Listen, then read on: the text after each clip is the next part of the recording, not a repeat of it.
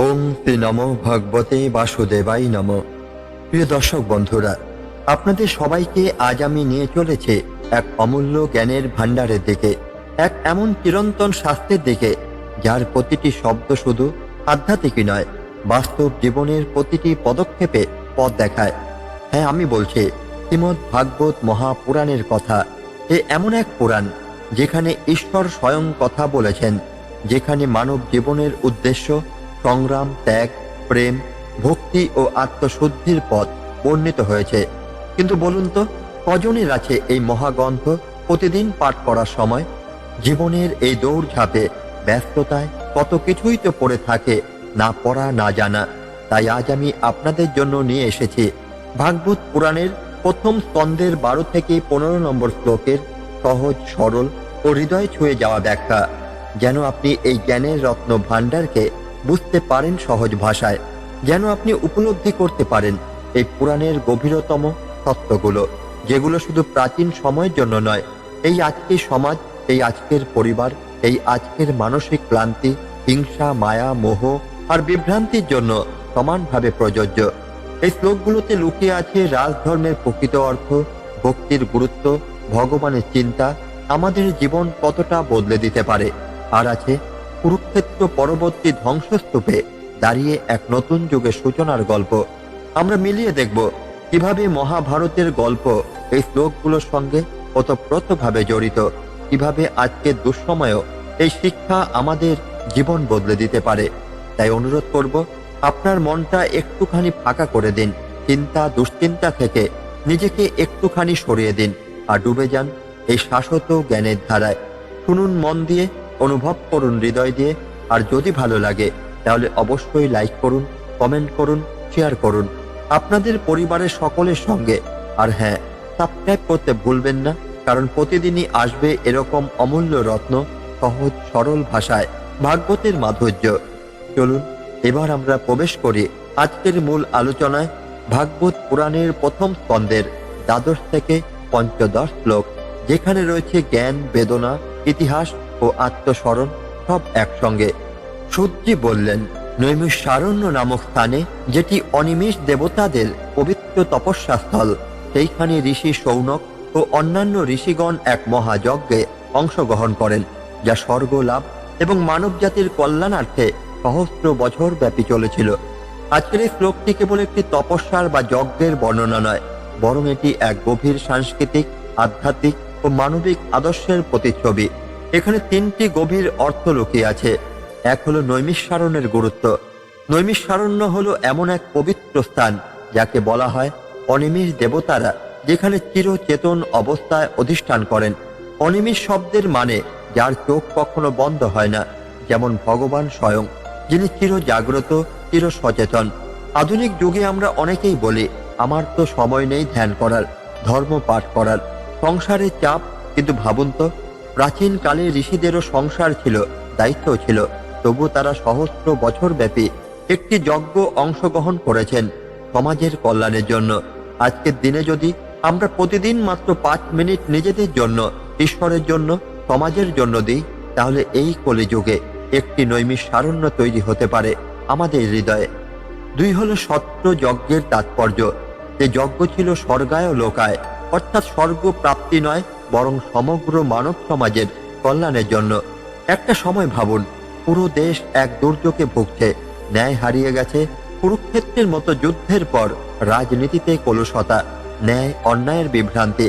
ঠিক তখনই ঋষিগণ বসে যজ্ঞ করলেন, ভগবানের কথা জানার জন্য, মানুষকে পথ দেখানোর জন্য। এটা আমাদের শেখায়, সমস্যার সময় পালানো নয়, বরং ভগবানের পথে ফিরে আসাটাই সত্যিকার ধর্ম। মহাভারতের প্রাসঙ্গিক কাহিনী হল অশ্বত্থামার ব্রহ্মাস্ত্র নিক্ষেপ, দ্রুতক্রীড়া, দ্রৌপদীর অপমান, অভিমন্যুর মৃত্যু, কুরুক্ষেত্রে রক্তক্ষয়ী যুদ্ধ। সব মিলিয়ে পৃথিবী তখন দিশাহীন। ঠিক এই সময় শুরু হয় ভাগবত কথা, এবং তার পূর্ব প্রসঙ্গে আসে এই শ্লোক। মানে, অন্ধকার যতই গভীর হোক, আলোর সূচনা হয় শোনার আগ্রহ থেকে।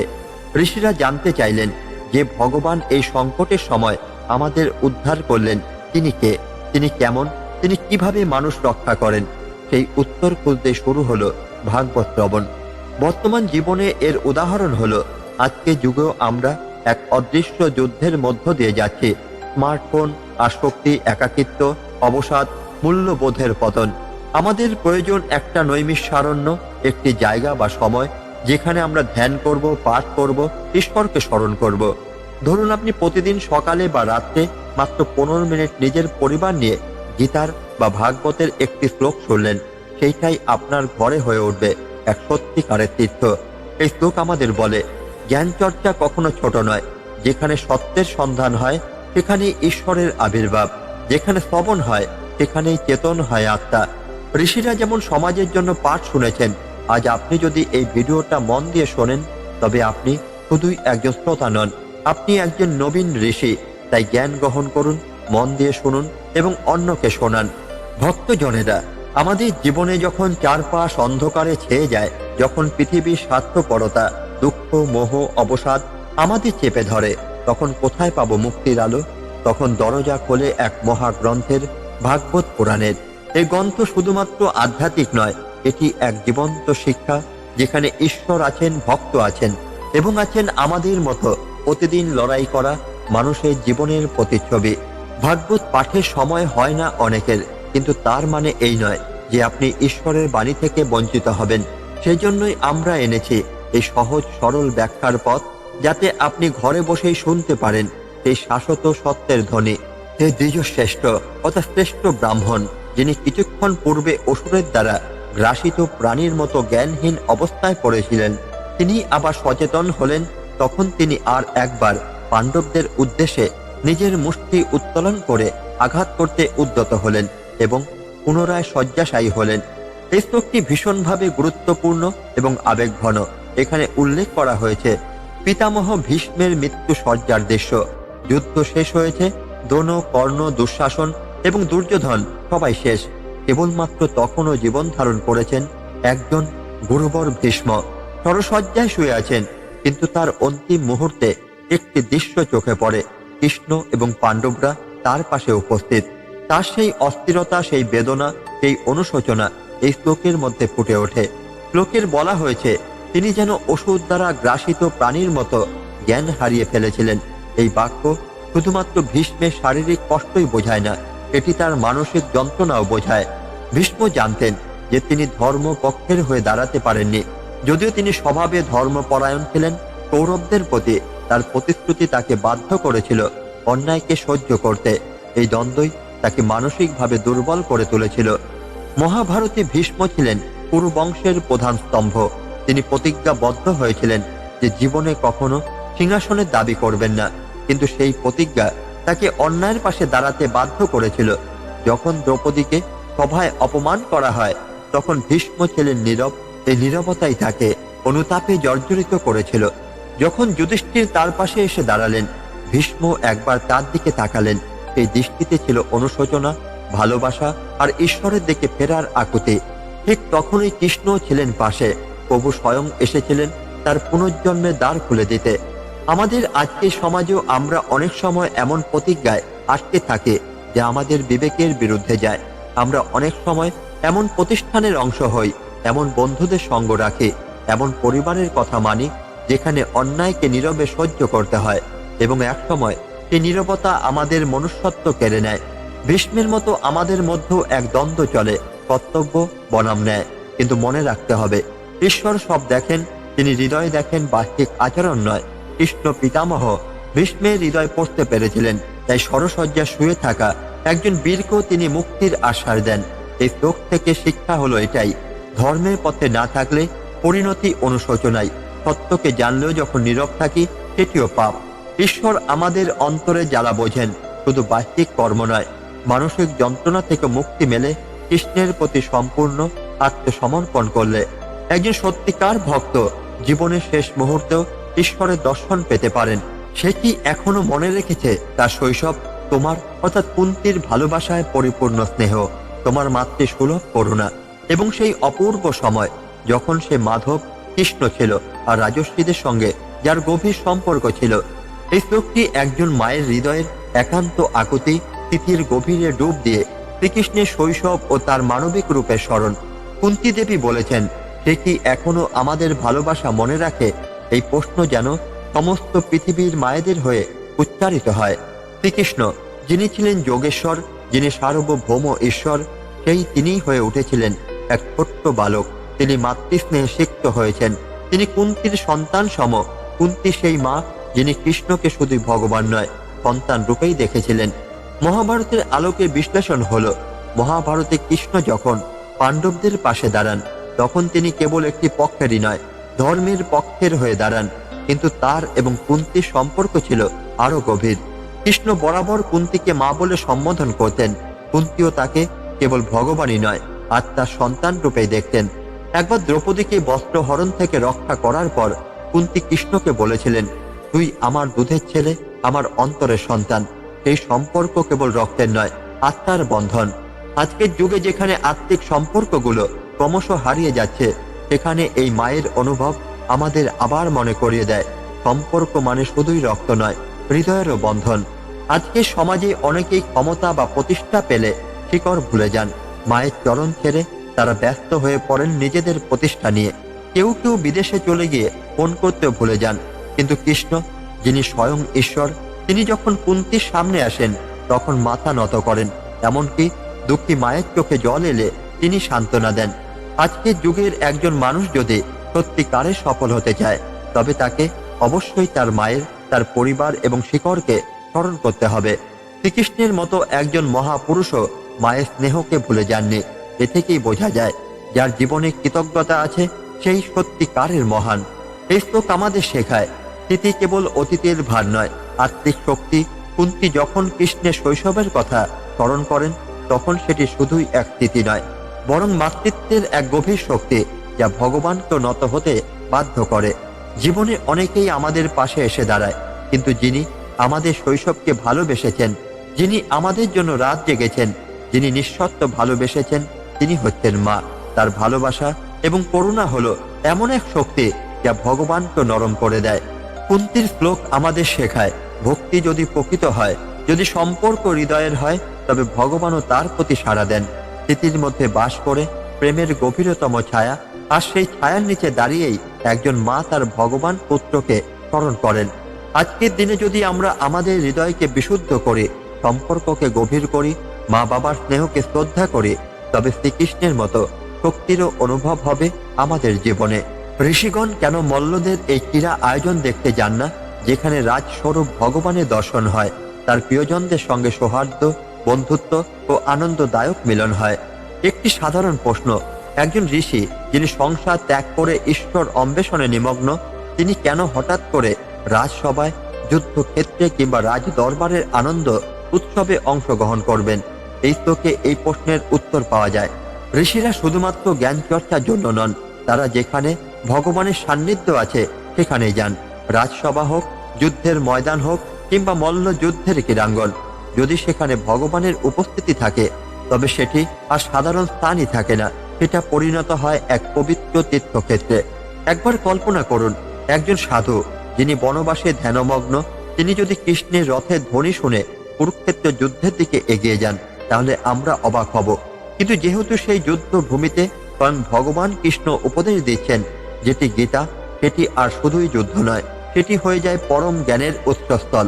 এই শ্লোকে উল্লেখ করা হয়েছে যে ঋষিরা কেন মল্ল যুদ্ধ দেখতে আসেন না, কারণ সেখানে ভগবান রাজরূপে উপস্থিত। তিনি ক্রীড়া করছেন, বন্ধুদের সঙ্গে হাসছেন, সুখ ভাগ করে নিচ্ছেন, আর এসব কিছুর মধ্যে রয়েছে তার লীলা, তার প্রতিটি পদক্ষেপে শিক্ষা, প্রতিটি হাসি, প্রতিটি স্পর্শ, প্রতিটি বাক্য অনন্ত জ্ঞানের আধার। আমরা যদি মহাভারতের সেই বিখ্যাত রাজসূয় যজ্ঞের কথা স্মরণ করি, যেখানে ভীম ও জরাসন্ধের মল্লযুদ্ধ হয়েছিল, তখন কৃষ্ণ স্বয়ং উপস্থিত ছিলেন। যুদ্ধের কৌশল তিনি ঠিক করেছিলেন। তখন ঋষিগণ সেই অনুষ্ঠান দেখতে এসেছিলেন, কারণ সেখানে ভগবানের উপস্থিতি ছিল তার ইচ্ছা ও পরিকল্পনা। এখন যদি আমরা বর্তমান সময়ের উদাহরণ ধরুন আপনি কোনো খেলাধুলার প্রতিযোগিতা দেখছেন, যেখানে একজন খেলোয়াড় শুধুই খেলছে না, বরং তার মধ্যে আপনি ঈশ্বরের লীলা, তার ভক্তির অভিব্যক্তি দেখতে পাচ্ছেন, তখন সেই প্রতিযোগিতা আর সাধারণ থাকে না। যেমন অনেক মানুষ ক্রিকেট বা অন্য খেলা দেখতে দেখতে বলেন, এই খেলোয়াড় যেন ঈশ্বর প্রদত্ত প্রতিভা নিয়ে জন্মেছে, কারণ সেই কৌশলে, সেই দৃষ্টিতে, সেই শক্তিতে ঈশ্বরের সৃষ্টি ধ্বনিত হয়। আজকে সমাজে মানুষ প্রায়শই ভাবে যে ঈশ্বর মানে মন্দির আর জ্ঞান মানেই বই, কিন্তু ভাগবত পুরাণ আমাদের শেখায় যেখানে ভক্তি, প্রেম, ঈশ্বর চিন্তা ও সৎ উদ্দেশ্য আছে, সেটাই তীর্থ, সেটাই ধর্ম, সেটাই শিক্ষা। আজকে যারা বলে ধর্ম মানে শুধু মন্দিরে যাওয়া, শুধু গীতা পাঠ, শুধু উপবাস, তারা এই শ্লোক পড়ে বুঝতেই পারবেন ঈশ্বর কেবল নির্জনে নন, তিনি আমাদের জীবনের প্রতিটি কর্মক্ষেত্রে উপস্থিত। যদি আমরা প্রেম ও উপলব্ধি নিয়ে দেখি, ঋষিদের দৃষ্টিতে সেই ক্রীড়াঙ্গন যেখানে ভগবান বন্ধুদের সঙ্গে হাসছেন, মজা করছেন, সেটিও লীলা, সেটিও উপাসনা স্থান। যখন কুরুক্ষেত্র যুদ্ধ শুরু হতে চলেছে, তখন কেবল যোদ্ধারাই নয়, বহু সাধু ও ঋষিও সেখানে উপস্থিত হন। অনেকেই ভাবেন এত রক্ত, এত মৃত্যু, এ কেমন তীর্থ? কিন্তু কৃষ্ণ যেখানে আছেন সেখানে ধ্বংসের মধ্যে সৃষ্টি হয়, সেখানে মৃত্যু থেকে জন্ম হয়। ঠিক যেমন ভীষ্ম পিতামহের শয্যায় কৃষ্ণ তাকে দর্শন দিলেন, তখনই ভীষ্ম বললেন, আজ আমার জন্ম সার্থক, কারণ আজ আমি ঈশ্বরের স্বরূপ দেখেছি। তাই আজ যদি কোনো বাবা মা তার সন্তানকে খেলতে পাঠান এবং সেই খেলার মধ্যে যদি শৃঙ্খলা, প্রেরণা ও ভক্তি থাকে, তবে সেই খেলাও হয়ে উঠতে পারে এক ধরনের উপাসনা। এই শ্লোক আমাদের শিক্ষা দেয় জীবনের প্রতিটি কর্ম, প্রতিটি সম্পর্ক, প্রতিটি পরিবেশে ভগবানকে খুঁজতে শিখুন। ঈশ্বর শুধু তপস্যার মধ্যেই নয়, তিনি আনন্দের মধ্যে আছেন, ক্রীড়ার মধ্যে আছেন, বন্ধুত্বের মধ্যে আছেন। তা দর্শন পেতে হলে শুধু চোখ নয়, হৃদয়কে খোলা রাখতে হয়। এভাবেই ভাগবত পুরাণ আমাদের শিক্ষা দেয় ঈশ্বর সর্বত্র, শুধু বিশ্বাস ও উপলব্ধি দরকার।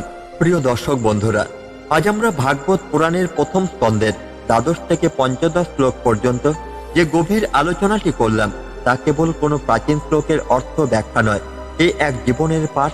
এই শ্লোকগুলোর প্রতিটি লাইনে আছে সতর্ক বার্তা, আশার আলো, আর এমন এক জীবনের দিশা যা আজকের এই অবক্ষয়িত সমাজে আমাদের আত্মাকে উদ্ধার করতে পারে। যে যুগে আমরা বিশ্বাস হারিয়ে ফেলছি, ভালোবাসার বদলে কুৎসা বেছে নিচ্ছি, ঈর্ষা আর প্রতিহিংসায় নিজের হৃদয়কে ভরিয়ে নিচ্ছি, সেই সময়ে ভাগবতের প্রতিটি শ্লোক যেন হয়ে ওঠে আমাদের আত্মার আয়না। মহারাজ পরীক্ষিতের ধৈর্য, বিদুরের জ্ঞান আর ধর্মের নিঃস্বার্থ চেতনা, এগুলো শুধু ইতিহাস নয়, এ যেন সেই গুরুকণ্ঠ থেকে উচ্চারিত মহামন্ত্র, যা আজও জীবনের সত্য ও ন্যায়ের দিকে আমাদের পথ দেখায়। আমরা যদি এই শিক্ষা নিজেদের জীবনে অন্তর্ভুক্ত করি, তবে শুধু নিজের জীবন নয়, সমাজ, পরিবার, এমনকি ভবিষ্যৎ প্রজন্মকেও দিতে পারি একটি আলোকিত ভবিষ্যৎ। ভাগবত পুরাণ শুধু একটি গ্রন্থ নয়, এ এক জীবনবোধ, আর সেই জীবনবোধ ছড়িয়ে পড়ুক আপনাদের হৃদয় থেকে অন্যের হৃদয়ে। তাই আপনাদের প্রতি অনুরোধ, এই পবিত্র জ্ঞান যদি আপনাকে একটু স্পর্শ করে থাকে, তাহলে এই ভিডিওটি শেয়ার করুন, কমেন্ট করুন, আপনার ভাবনা জানিয়ে লাইক করুন, আর অবশ্যই সাবস্ক্রাইব করে পাশে থাকুন আমাদের এই আধ্যাত্মিক যাত্রায়। আজকের মতো ভাগবত পাঠ এই পর্যন্তই। ধন্যবাদ। জয় শ্রীকৃষ্ণ, জয় শ্রীমদ্ ভাগবত মহাপুরাণ। হরে কৃষ্ণ, জয় শ্রী হরি।